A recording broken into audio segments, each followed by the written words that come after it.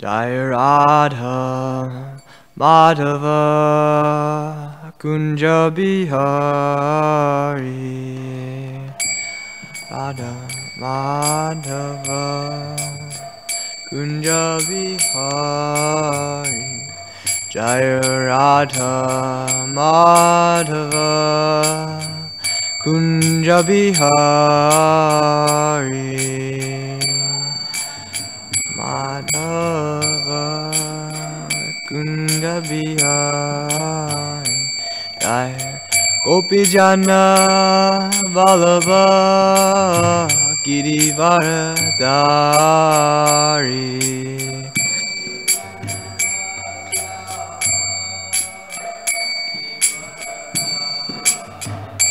Jai Gopi Jana Vallabha Giridhari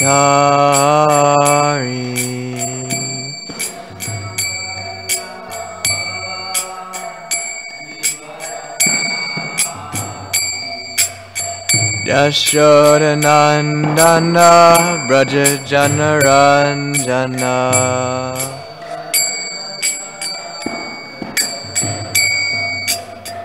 Yashoda Nandana Braja Jana Ranjana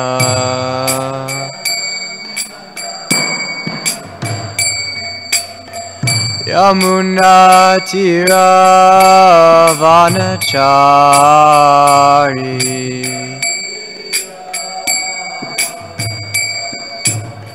Yamuna Tira Vanachari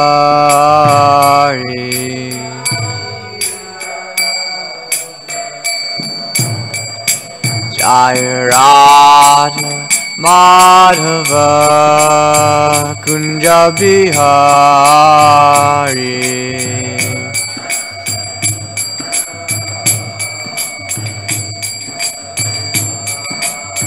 Jai Radha Madhava Kunja Bihari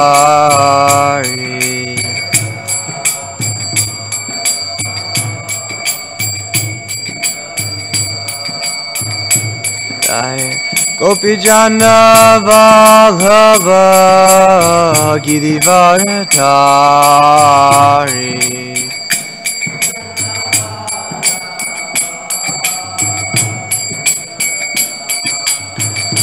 Jai Gopi Jana Vallabha Giridhari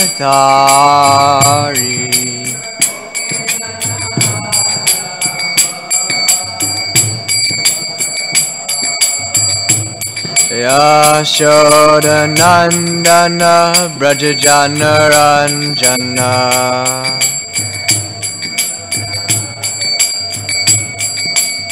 Yashoda Nandana Braja Jana Ranjana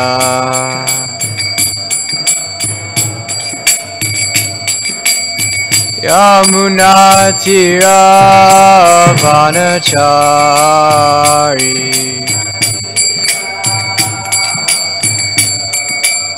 Yamuna Tira Vanachari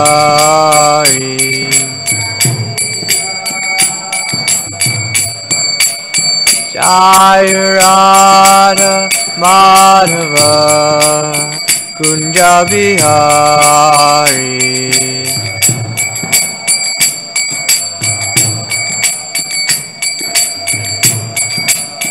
Jai Radha Madhava Kunja Bihari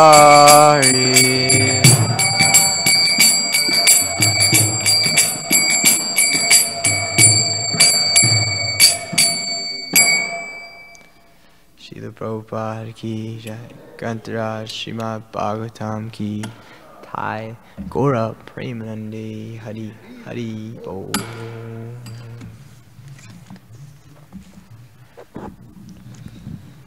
Hare Krishna.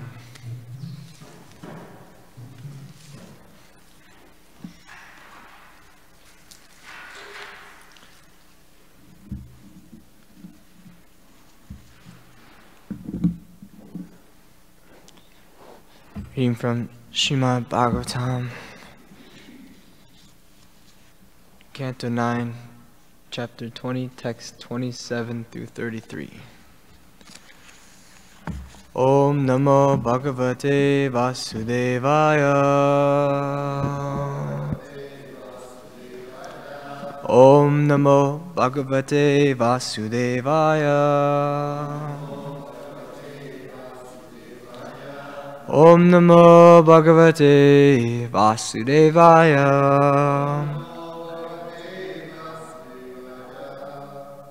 Narayanam Namaskrityam Naram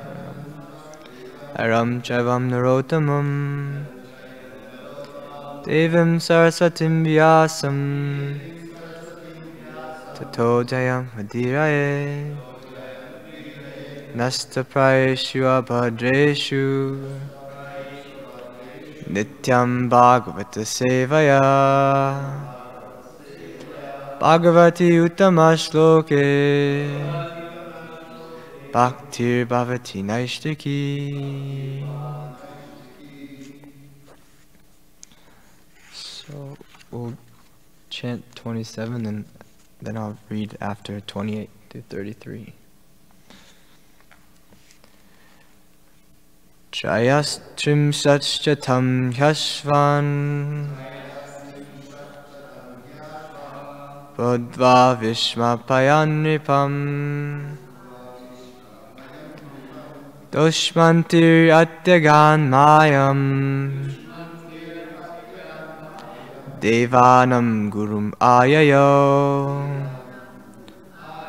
Jayastrim Satchatam Yashvan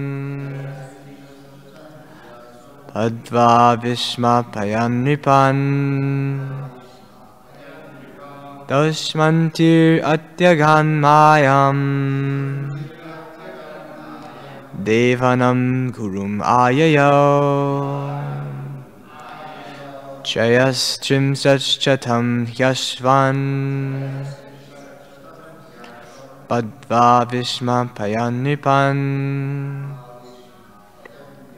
Doshmantir Atyagan Mayam Devanam Gurum Ayayo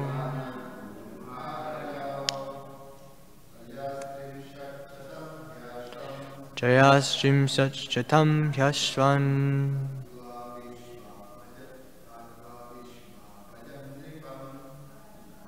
Vishmapayanripan Atyagan Mayam Devanam Gurumayayo Jayastrim Satchatam Yashvan Padva Vishmapayanripan Dushmantir Atyagan Mayam Devanam Gurumayayo Jayastrim Yashvan Padva Vishmapayanripan Dushmantir Atyagan Mayam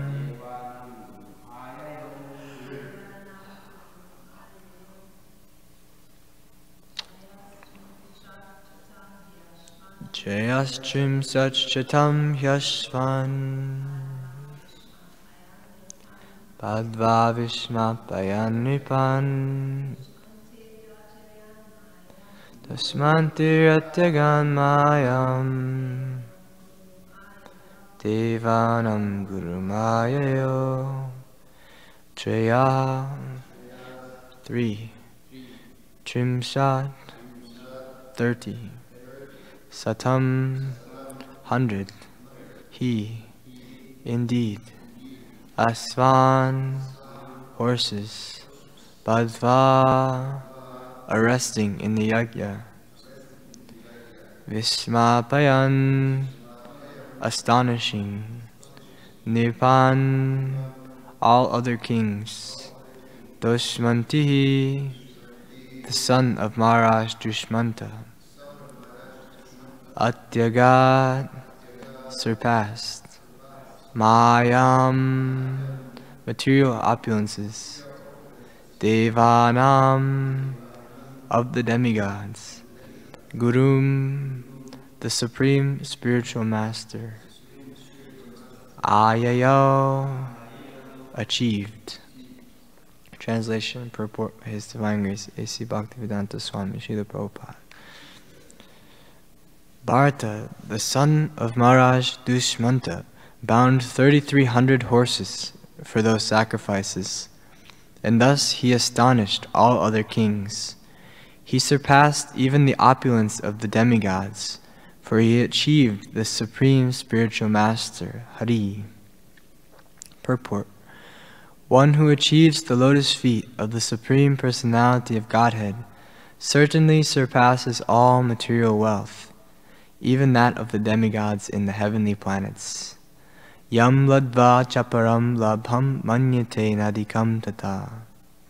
The achievement of the lotus feet of the Supreme Personality of Godhead is the most exalted achievement in life. Read text 28 through 33. Mrigan chukladata krishnan hiranyena parivritan adad karmani mashnare niyutani chaturdasha. When Bharata Maharaj performed the sacrifice known as Mashnara, or a sacrifice in the place known as Mashnara, he gave in charity 14 lakhs of excellent elephants with white tusks and black bodies, completely covered with golden ornaments. Text 29. Bharatasya mahad karma na purve na pare nipa naiva pur naiva prapsyanti bahubhyam tridivanyata. As one cannot approach the heavenly planets simply by the strength of his arms, for who can touch the heavenly planets with his hands? One cannot imitate the wonderful activities of Maharaj Bharata. No one could perform such activities in the past, nor will anyone be able to do so in the future. Text 30. Kirata hunan yavanan pondran kankan kashan chakan abramanya nipams chahan milechan digvijay kilan.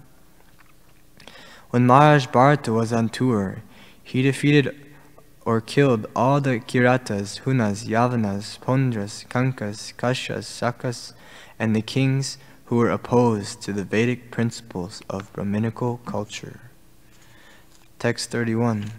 Jitva purashura devan ye raso kamshi bejire deva striyo rasam nita panibi punar aharat. Formerly, after conquering the demigods, all the demons had taken shelter in the lower planetary system known as Rasatala, and had brought all the wives and daughters of the demigods there also. Maharaj Bharata, however, rescued all those women along with their associates from the clutches of the demons, and he returned them to the demigods. Text 32. Sarvan kamanta duhata hatu prajanam tasya rodasi samastri navasahashir dikshu chakram avartayat. Maharaj Bharata provided all necessities for his subjects, both on this earth and in the heavenly planets, for 27,000 years. He circulated his orders and distributed his soldiers in all directions. Text 33. Sasamrad loka palakyam aishvaryam adiratshriyam chakram chakalitam pranan mishetupararam. As the ruler of the entire universe, Emperor Bharata had the opulences of a great kingdom and unconquerable soldiers. His sons and family had seemed to him to be his entire life. But finally, he thought of all this as an impediment to spiritual advancement, and therefore he ceased from enjoying it. Purport. Maharaj Bharata had incomparable opulence in sovereignty, soldiers, sons, daughters, and everything for material enjoyment. But when he realized that all such material opulences were useless for spiritual advancement, he retired from material enjoyment. The Vedic civilization enjoins that after a certain age, following in the footsteps of Maharaj Bharata, one should cease to enjoy material opulences and should take the order of Vanaprastha. Om Namo Vishnu Padaya Krishna Prasthaya Bhutale Srimati Bhaktivedanta Swamini Namini Namaste Saraswati Devi Gauravani Pracharini Nirvishesha Shunyavadi Plashyata Adeshatani Panchakopa Tarubhyascha Kripas Nuveva Patitanam Bhavanebhyo Vaishnavebhyo Namo Namah. Jai Shri Krishna Chaitanya Prabhu Nityananda Shri Advaita Gadadhar Srivasadi Gaura Bhaktivinoda Hare Krishna Krishna Krishna Hare Hare Hare Rama Rama Rama Hare Hare. Hare Krishna. Try to speak something for my purification and learning the Bhagavatam and learning how to present the Bhagavatam as a practice. I don't have too much of the Bhagavatam at hand to speak, but so I'm gonna try to read some things and just try to connect some stories of the Bhagavatam and some verses of the Bhagavad Gita with these verses. My understanding of what's kind of what I want to share through these verses is the comparison between material opulence and attaining Krishna and the spiritual happiness that comes from attaining Krishna. In the first purport of text 27, it's described that one who achieves the lotus feet of the Supreme Personality of Godhead certainly surpasses all material wealth, even that of the demigods in the heavenly planets. And it says, the achievement of the lotus feet of the Supreme Personality of Godhead is the most exalted achievement in life. And at one of the last verses is describing how Bharata is giving up his opulences. He's taking Vanaprastha ashram, seeing all these things as a distraction to his spiritual advancement. So I was just thinking about why the lotus feet of the Lord are better than all this material wealth, and how the details of that, how someone can have all this wealth, surpass entire opulences of the demigods. It's described he was basically the emperor of the entire universe, Bharata. But then there's something more than that, clearly, by the Srimad Bhagavatam's message, that this is one of many stories we hear of these great personalities giving up all the opulence because they're understanding there's something more than this. So the first connection I want to make is in the Bhagavad Gita, the chapter 8, text 16 through 21.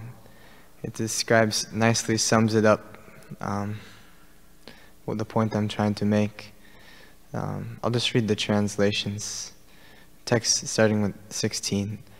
From the highest planet in the material world down to the lowest, all are places of misery, wherein repeated birth and death take place. But one who attains to my abode, O son of Kunti, never takes birth again. By human calculation, 1,000 ages taken together, form the duration of Brahma's one day, and such also is the duration of his night. At the beginning of Brahma's day, all living entities become manifest from the unmanifest state, and thereafter, when the night falls, they are merged into the unmanifest again. Text 19. Again and again, when Brahma's day arrives, all living entities come into being, and with the arrival of Brahma's night, they are helplessly annihilated. Text 20. Yet there is another unmanifested nature, which is eternal and is transcendental to this manifested and unmanifested nature. It is supreme and it is never annihilated. When all in this world is annihilated, that part remains as it is. 21. That which the Vedantists describe as unmanifest and infallible, that which is known as the supreme destination, that place from which, having attained it, one never returns, that is my supreme abode.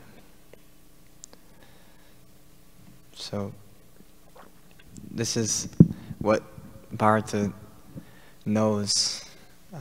He knows that there's the spiritual reality, and these other great personalities like Prahlad Maharaj, Dhruva Maharaj, all these personalities who have all this opulence, but because they've gotten the mercy of the devotees, or they are great devotees, or they've gotten the mercy of great devotees, mostly Narada Muni from the Srimad Bhagavatam. Once all these personalities get the mercy of Narada Muni, they understand that there's an eternal reality, and that the material reality is illusory and temporary. I didn't read the other verse. I wanted to start actually with the verse describing that temporary and full of miseries. That's the nature of this material world. Adukkalayam ashashvatam. So, even though they have all this opulence, they're understanding this nature. And I like meditating on these verses of the Bhagavad Gita describing like the time factor of Brahma's night and day, and how like all the universe like comes into being and then goes out of being in this whole time frame thing. It gives me a nice perspective of like this life and what's actually of value. Like just getting that perspective of what's actually going on in the material universe. Like this whole is such a long period of time, and it's just continuously like going in and out of existence, and like people and living entities are continually dying and being reborn, and this is like described as being unnatural for the soul. So that's the difference between all this material opulences and attaining the Supreme Lord. When we attain the Supreme Lord, we're getting shelter of this going in and out of existence, or just being tossed and turned by the material energy. So the next thing I wanted to share was from the story of Markandeya Rishi. It also gives a nice explanation or nice picture of like the material universe and then attaining Krishna as well. So I'm gonna just share some of this. I wish I could just narrate it, but I'm just not quite there yet. So I figured I'd just read it, so we can get purified by the Srimad Bhagavatam. So I'm gonna start on Canto 9, Chapter 9, Text 10, and then go through it, the story a little bit. It starts out like Markandeya Rishi gets the association of the Lord, and he asks him that he wants to see the illusory potency of the Lord. And then the Lord says, okay, so be it. And then the Lord leaves, and then this story happens to Markandeya Rishi. So I'll just read this. So, text 10. O Brahmana Shonaka, best of the Bhrigus, one day while Markandeya was performing his evening worship on the bank of the Pushpabhadra, a great wind suddenly arose. That wind created a terrible sound and brought in its wake fearsome clouds that were accompanied by lightning and roaring thunder, and that poured down on all sides torrents of rain as heavy as wagon wheels. Then the four great oceans appeared on all sides, swallowing up the surface of the earth with their wind-tossed waves. In these oceans were terrible sea monsters, fearful whirlpools, and ominous rumblings. The sage saw all the inhabitants of the universe, including himself, tormented within and without by the harsh winds, the bolts of lightning, and the great waves rising beyond the sky. As the whole earth flooded, he grew perplexed and fearful. Even as Markandeya looked on, the rain pouring down from the clouds filled the ocean more and more until the great sea, its waters violently whipped into terrifying waves by hurricanes, covered up all the earth's islands, mountains, and continents. Text 15. 12:9-15. Sorry. The water inundated the earth, outer space, heaven, and the celestial region. Indeed, the entire expanse of the universe was flooded in all directions, and out of all its inhabitants, only Markandeya remained. His matted hair scattered, the great sage wandered about alone in the water, as if dumb and blind.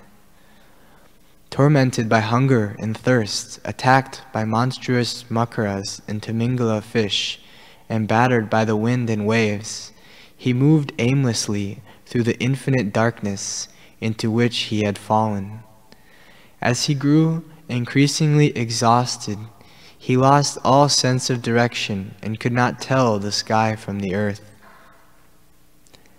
At times he was engulfed by the great whirlpools, sometimes he was beaten by the mighty waves, and at other times the aquatic monsters threatened to devour him as they attacked one another.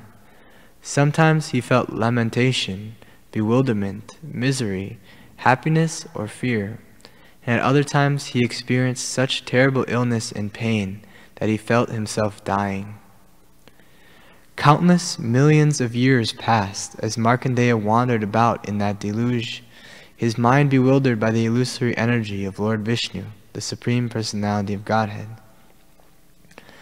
Once, while wandering in the water, the Brahmana Markandeya discovered a small island, upon which stood a young banyan tree, bearing blossoms and fruits.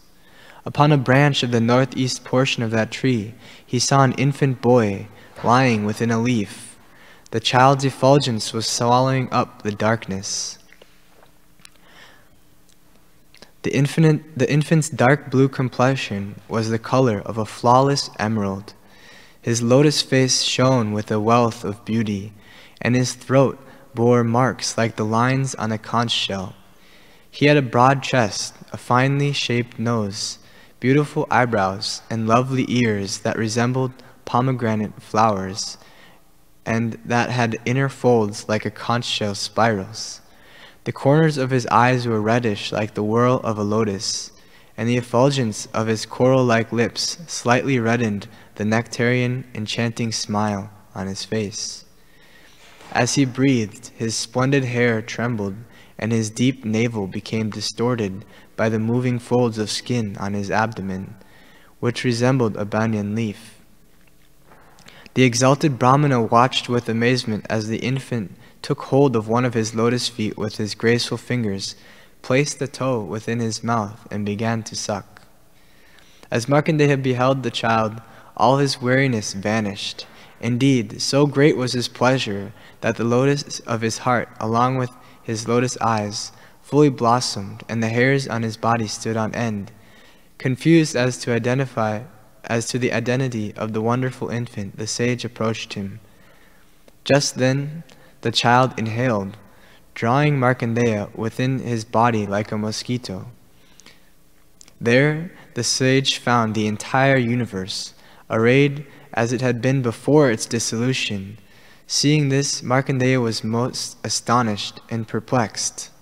The sage saw the entire universe, the sky, heavens and earth, the stars, mountains, oceans, great islands and continents, the expanses in every direction, the saintly and demonic living beings, the forests, countries, rivers, cities and mines, the agricultural villages and cow pastures, and the occupational and spiritual activities of the various social divisions. He also saw the basic elements of creation along with all their byproducts, as well as time itself, which regulates the progression of countless ages within the days of Brahma. In addition, he saw everything else created for use in material life. All this he saw manifested before him as if it were real. He saw before him the Himalayan mountains, the Pushpabhadra river, and his own hermitage, where he had had the audience of the sages Narayan. Then, as Markandeya beheld the entire universe, the infinite exhaled, expelling the sage from his body and casting him back into the ocean of dissolution. In that vast sea, he again saw the banyan tree growing on the tiny island and the infant boy lying within the leaf. The child glanced at him from the corner of his eyes with a smile, imbued with the nectar of love, and Markandeya took him into his heart through his eyes. Greatly agitated, the sage ran to embrace the transcendental personality of Godhead. At that moment, the Supreme Personality of Godhead, who is the original master of all mysticism and who is hidden within everyone's heart, became invisible to the sage, just as the achievements of an incompetent person can suddenly vanish. After the Lord disappeared, O Brahmana, the banyan tree, the great water, and the dissolution of the universe all vanished as well, and in an instant Markandeya found himself back in his own hermitage, just as before.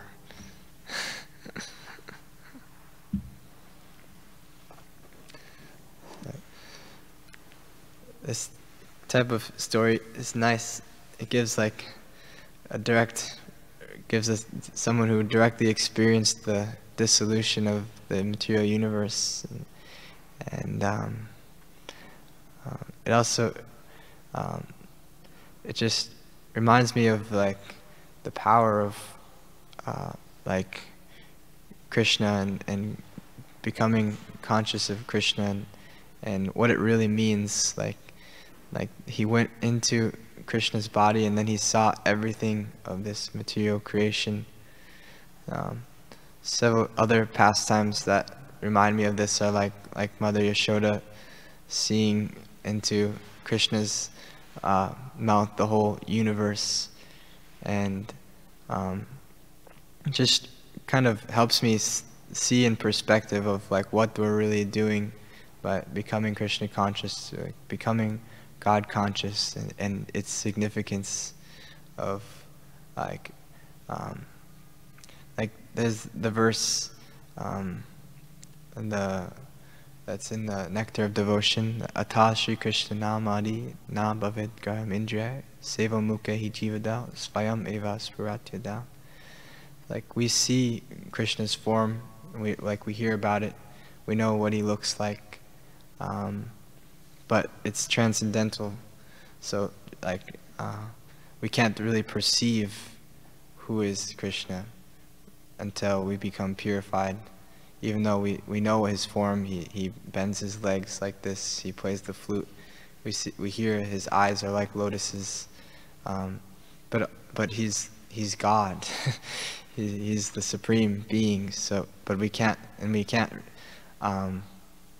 perceive that transcendental nature just with our blunt senses. It's described. We can't fully comprehend this who is God, and until we're purified by chanting, starting with chanting. It's described, starting with the mouth, by chanting. So these pastimes are nice. Another one is like that I like to, that kind of blows my mind, is like Lord Brahma, when he steals the cowherd boys and calves. No, not that one. But when when Krishna calls Lord Brahma to Dwarka, that's the one I'm thinking about.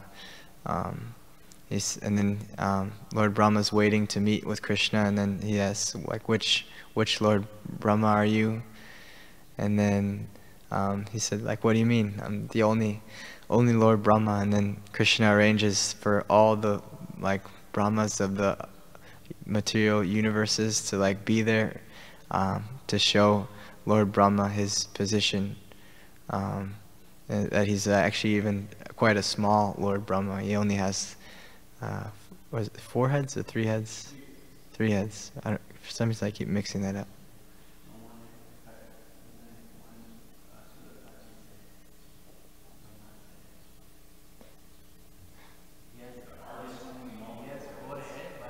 He has 4 heads.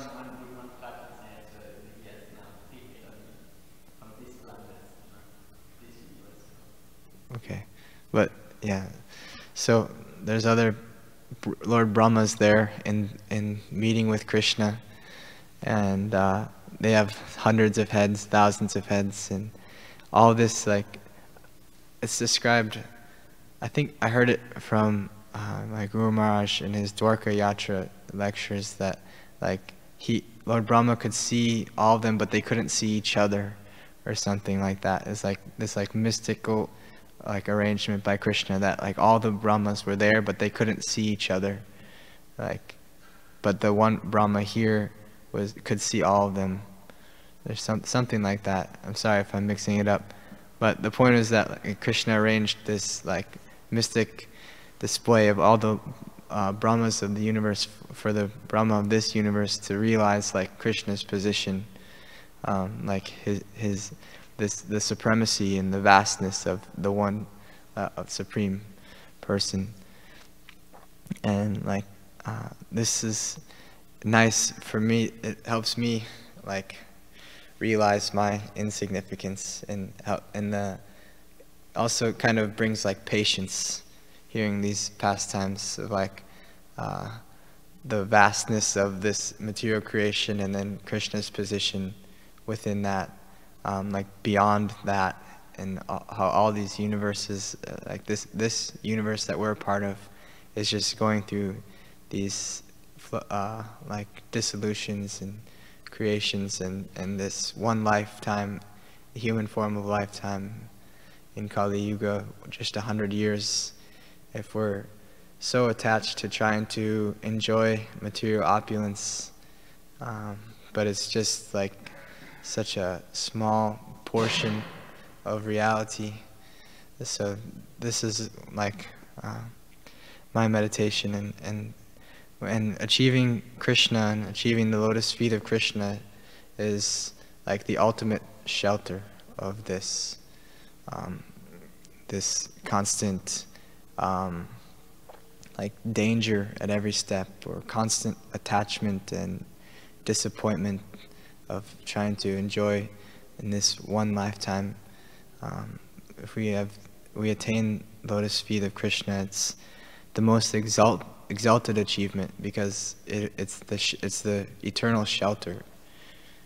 So we become sheltered of all this devastation and attachment and temporary circumstances that just like blind us.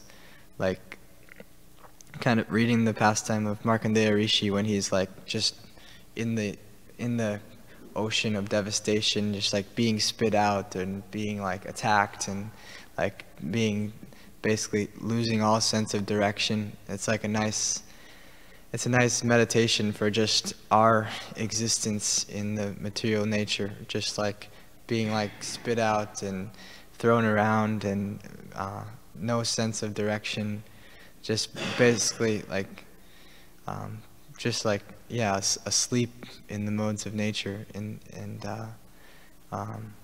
you don't really know where you're going, what you're doing at all. Like how merciful it is to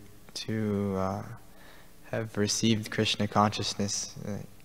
I just try to think back to like how I used to like see things before I came to Krishna consciousness, like how I would like make decisions. It's hard to even like remember, because I was so like absorbed in material activities. It's just like I didn't know what the heck was going on at all. Just like completely absorbed in a temporary situation, like barely like any consciousness. It's basically, it's almost like I was sleeping until I just started practicing Krishna consciousness. Like almost like that. I had like no control. I was just being thrown about by different like situations that I was put into. Like feels like it's completely beyond my control.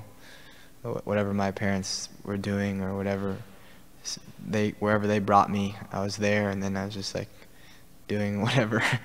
It's like this state of just being totally unconscious of reality. So when we attain the lotus feet of Krishna, it's bringing us to that reality of like we become conscious again of our existence. Like the lotus feet of Krishna are Sat Chidananda. So that's why it's better than all the material opulences, because even the highest planet and the lowest planet are places of suffering and temporary, where you have to die and be born again. So it's just part of the waves of material nature. But attaining Krishna's brings us to that shelter, away from that. So, like I was saying, just like the George Harrison's quote, like, how do we know this is real? Or like, how, like, this is my final point, I think, that I have to share. Just, George Harrison said about, like, chanting Hare Krishna, like, and the happiness that comes from it. He said, like, the taste of the pudding is in the eating, like that. So how do we know that it's like presenting Krishna consciousness to people don't believe in Krishna? So, like, and it's very uncommon for anyone to believe in the existence of Krishna in this world. But so how do we know that Krishna exists, and why do we do this? Is we've seen, at least I've seen, the change that happens, and at least even just the happiness that comes from even practicing sadhana bhakti, how much that even changes your consciousness, and the happiness that comes even from that, and following the principles of sadhana bhakti totally enlightens you. And we all experience this, just like the happiness that comes from practicing Krishna consciousness. So we get that taste, and we get that taste from devotees who have it. And so like that's where like the faith comes from, like that verse from the Chaitanya Charitamrita, the seed of bhakti, the seed of the creeper of bhakti comes from the spiritual master. So we see that happiness, and that we see that these devotees have something that other people don't have. Just you can feel it in their presence, like exalted devotees, the way they speak and then the way they act, and you see that, and that's what brings us faith. How do we know that? Because there's devotees who are showing that level of happiness and level of awareness that we can observe, and then we get the faith that we can also advance and become like that. So that's a last point of like, how do we know that the lotus, attaining the Lord, is higher than this material opulence? And we see it in our advanced devotees, that our acharyas, that they have something more than what the material world can offer, all the wealth in the world, all the rich people of this Kali Yuga time, that they don't have what our acharyas have, this deep awareness and happiness. So, yeah, that's what I have to share for now. I was going to ask if anyone wanted to share, just to kind of drive the point, share any like specific thing that, like, how Krishna consciousness has directly improved your life in any practical way. Like, just share directly how, if it's made you happy in some way. Obviously it has, we all know that, but it'd be nice to share, to drive the point home, if anyone would like to volunteer to share how Krishna consciousness has improved our life.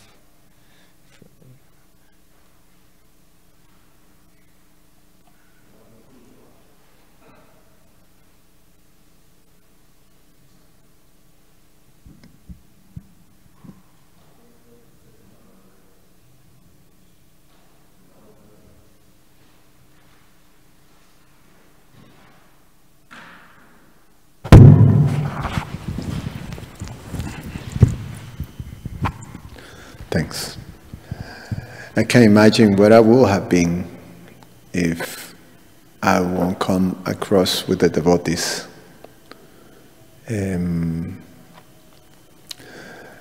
fact that things, maybe there's some struggles that one have to go through now, I can imagine what those struggles would have been without having the basis of Krishna consciousness.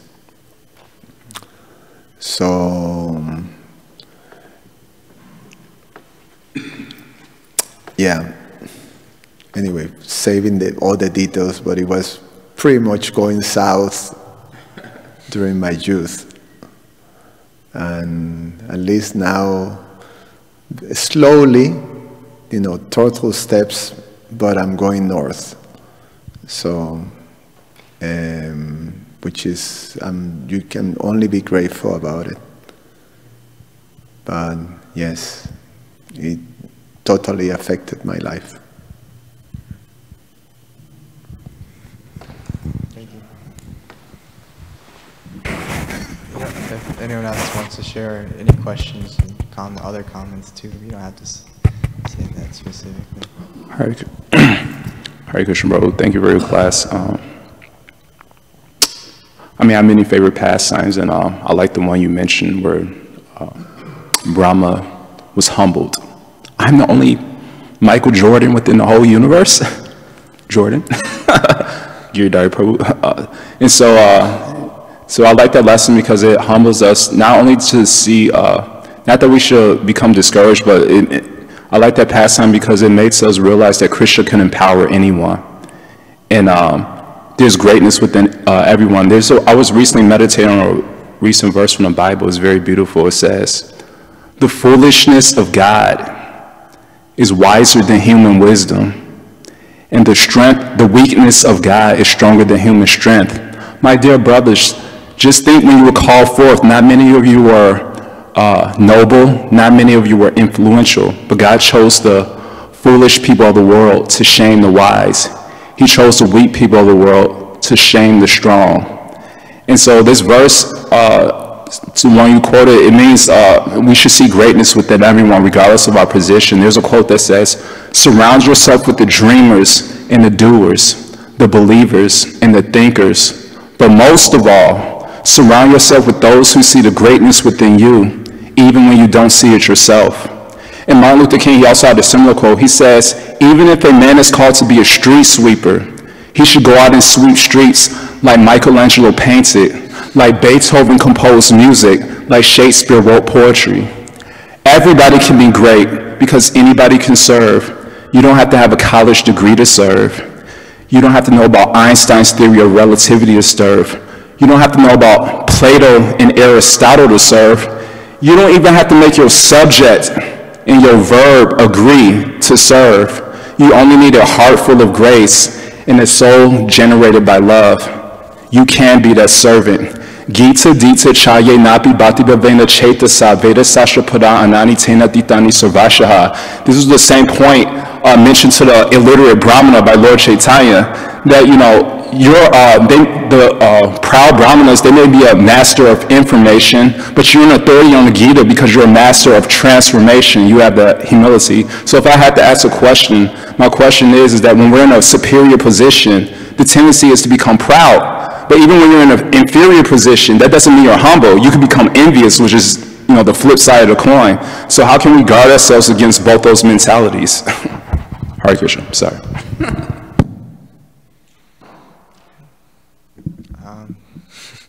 How can we guard ourselves against pride and from a superior position and envy from a lower position?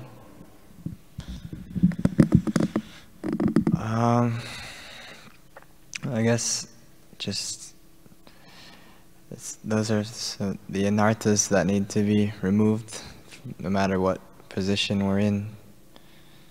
So, by the process of devotional service, you know, the anarthas, by bhajana kriya, anartha nivritti is performed. So, by engaging in devotional service, trying to cleanse ourselves of that.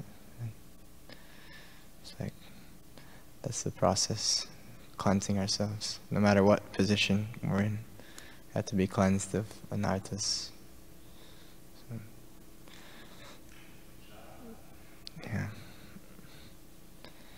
Anything else?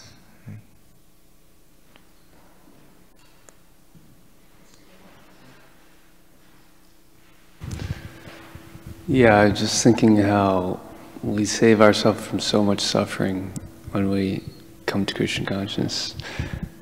Just going through, for myself, I guess, going through material life, actually the amount of suffering that people have to the amount of real happiness they get, it seems like an ocean compared to a drop.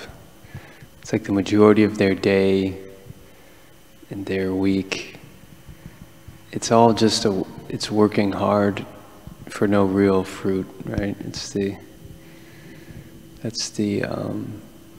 Prabhupada would say that's the mentality of kind of like the animals, where it's like slaving away, but when is that, can we identify that real moment when they get that happiness? It's effervescent, right? It's like, you can think of like a vacation. It's like, okay, we work so hard, now we're going to, and they go on a vacation, and then it's like some catastrophe happens on the vacation, and they start fighting, and then it's like, yeah, no, we're here to enjoy, we're going to have a good time, whatever happens. But then what is it that, you know, it's maybe sitting on a beach, just sitting down. Rather than standing and running, now they're sitting, and then they get fried, burned by the sun. And then it comes down to just eating. The process of eating becomes a very high level type of enjoyment. So as a devotee though, when you serve Krishna, then you get everything, the material and the spiritual. It said the servant, he enjoys on the same level as the king. I've been doing some deity worship, and we offer to Krishna the nicest possible you could imagine, how we offer serve Krishna. But then right after it's done, the devotees, or the pujari, he gets to honor that same Mahaprasadam, even though, you know, what is our qualification? So, material and spiritual gifts you get in Krishna consciousness. You get spiritual self-satisfaction, Atmaram, to just be able to be happy in almost any circumstance. You can't get that, that's impossible to get materially, because by definition, by nature, the material consciousness doesn't allow that. So you have that deeper shelter. Whatever catastrophe or difficulties happen, then you can see it in perspective, just like you're saying with this beautiful pastime of Markandeya Rishi. So I wanted to thank you for narrating that. And Jai Jagannath used to joke, these people working so hard just to get a job, to get a little tiny little apartment, kind of grungy, dirty little place. We say, here. And they say, what about you guys? You don't work at all? Yeah, we don't work. We live in a 5-story mansion. We have a 10-course buffet. Why don't you join us? But they won't take it because it's a different system of receiving those gifts. So when you serve Krishna, you automatically get that material enjoyment on an even higher platform, but you're not exploiting it. It is to facilitate our service. Thank you. Yeah, thank you for sharing. It's a nice depiction of the vacations. I remember going. I just describe my life before Krishna consciousness in one word is like anxiety. It's just like different. You just go into this situation, you're like, oh man, I don't want to do this. And you just go into the next situation, I don't want to do this. It's like this constant state of anxiety. That's what my life was like. Maybe not everybody's like that, but it's like, just like always feeling state of like social anxiety, pressure, and fear, and like not even knowing what's going on.